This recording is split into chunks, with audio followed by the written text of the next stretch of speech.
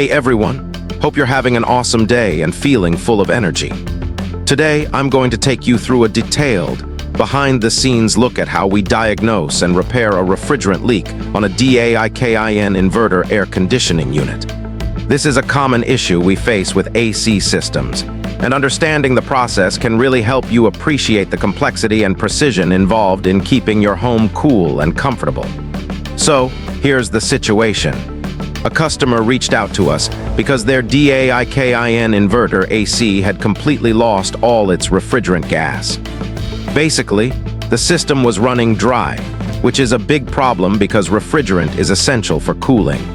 Without it, the AC can't do its job, and running it like that could damage the compressor and other components. Our job was to find out exactly where the leak was, fix it, and recharge the system safely. Step 1. Preparing for the leak detection. The first thing we do before diving in is a careful inspection of the system's major components and piping. The refrigerant circulates through copper tubing that connects the outdoor condenser unit and the indoor evaporator coil. Leaks usually happen in these copper pipes at the joints or sometimes in the coils themselves. To accurately pinpoint leaks, we use a nitrogen pressure test. Nitrogen is inert and safe, and it lets us pressurize the system without risk of combustion or contamination. Here's how the procedure works. 1. We start by isolating the copper piping connecting the outdoor and indoor units. To do this, we weld the two pipes together into a single closed loop. 2. One end of this pipe loop is completely sealed off. We weld or cap it so no gas can escape. 3. The other end is connected to a pressure gauge, which allows us to monitor the pressure inside the pipe. Once everything is sealed tight, we begin charging nitrogen into the copper piping. Step 2. Charging nitrogen and monitoring pressure. We gradually introduce nitrogen gas into the pipe until the pressure reaches around 450 psi. This pressure level is chosen because it's high enough to reveal any leaks that would normally let refrigerant escape during operation, but safe enough to avoid damaging the system. Once the target pressure is reached, we close the valve on the pressure gauge to lock the nitrogen inside and stop adding more gas. At this point, we wait. The waiting period is crucial.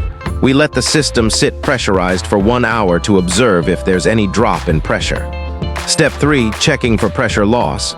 After 1 hour, we carefully check the pressure gauge again. If the pressure has stayed stable, that means the copper piping is intact with no leaks. But if the pressure has dropped, it signals that nitrogen gas is escaping somewhere. This confirms that there is a leak somewhere in the piping system. Locating the exact spot can be tricky. The leak might be at a weld joint, a valve, or even a tiny pinhole in the pipe. So further inspection and testing are needed.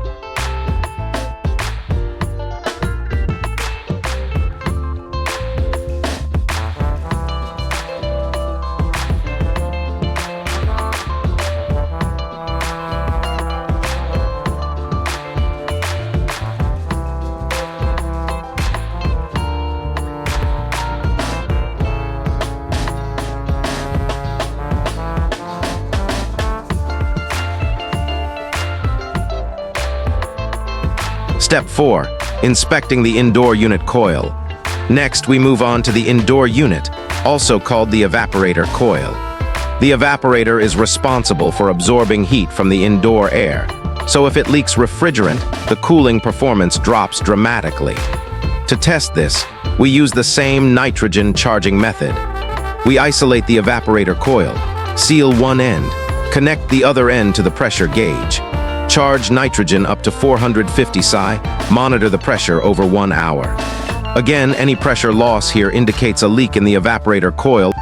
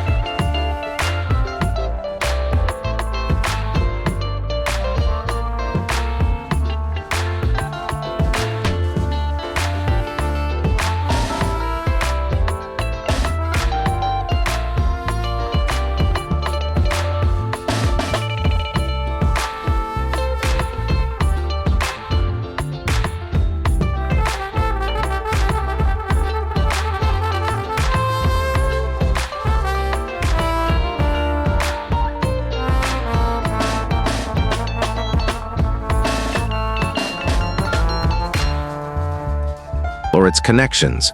Step 5. Inspecting the outdoor unit coil.